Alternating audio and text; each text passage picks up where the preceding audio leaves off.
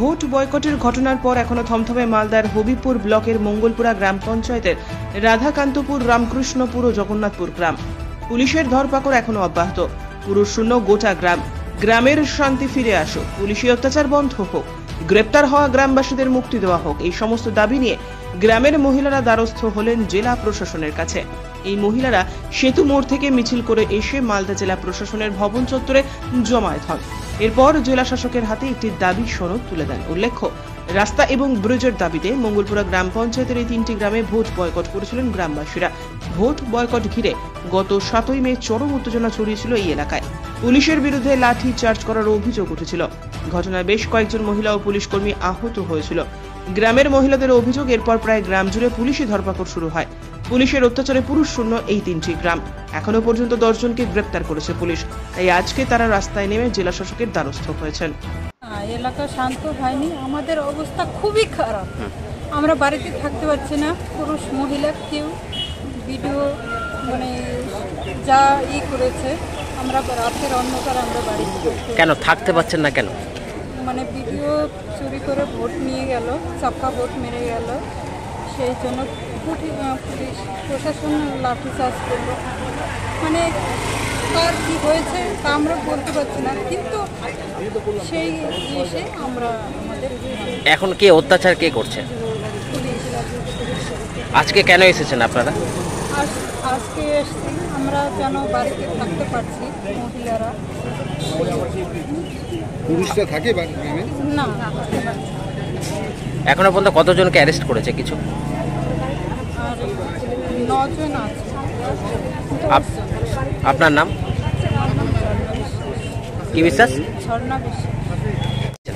এখন এসেছি 7ই মে যে ভোট ছিল, লোকসভা লোকসভার ভোট ছিল।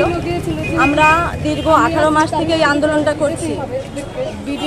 বিডিও অফিসে ডেপুটেশন দিয়েছি, ডিএম অফিসে ডেপুটেশন দিয়েছি, পিডব্লিউ অফিসে ডেপুটেশন দিয়েছি, প্ল্যানিং সেকশনে ডেপুটেশন দিয়েছি, অথচ আমাদের কেউ কোনো কথা বলছে না। বাধ্যতামূলক আমরা ভোট বয়কট করেছি। তা লোকসভা ভোট বয়কট সারাদিন আমাদের সকাল 5টা থেকে বিকেল 4টা অবধি আমাদের ভালোই ছিল। আমরা একদম ভুক হরতাল করেছি, 1 গ্লাস জলও আমরা মুখে দিইনি সব মায়েরা। অথচ বিডিও সাহেব, এসডিও সাহেব, বিআরও সাহেব এসে 10টা নাগাদ বা সকাল 10টা নাগাদ ওরা এসে আমাদেরকে হুঁশিয়ারি দিচ্ছে, যদি আমরা ভোট না দিই আমাদের যে কী অবস্থা হবে আমরা পরে ভাবতেও পারবো না, আমরা কল্পনাও করতে পারবো না। তো আমরা বলেছি, দেখেন স্যার, আমাদের যে ভুক্তভোগী আমরা 365 দিনে, অথচ দেশ স্বাধীন হওয়ার পর থেকে যেইভাবে আমরা ভুগছি, আজ এখন যদি আপনারা আমাদের মেরেও ফেলেন তবুও আমরা সেতুর 2টো দাবি, 5 কিলোমিটার রাস্তার দাবি আমরা ছাড়বো না। নতুন করে কি হয়েছে? নতুন করে হয়েছে, উনি বিডিও সাহেব, এসডিও সাহেব, বিআরও সাহেব এসে বিকাল 4টের সময় আইসিডি এসে 3 জন কর্মী এনে ছাপ্পা ভোট করিয়েছে। আমরা জানতে পেয়ে আমরা ওনাদের কাছে শুধু বলছি যে আপনারা পিএম মেশিনটা আমাদের একটু দেখান। সেই দেখানোর দাবিতেই আমাদের পেছন থেকে এসে লাঠি চার্জ করেছে, এমনভাবে মহিলাদের কোমর থেকে মেরেছে। আমরা দেখাতে পারবো না আপনাদের, যদি দেখাতে পারতাম আপনাদের এখনই শাড়ি খুলে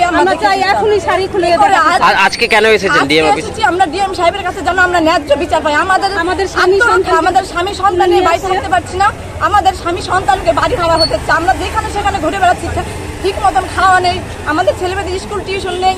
কেন আমরা এইভাবে ভুক্তভোগী হবো? স্বাধীন হতে ইংরেজদের যেমন শাসক ছিল, আজ আমাদের অবস্থা তা হয়েছে।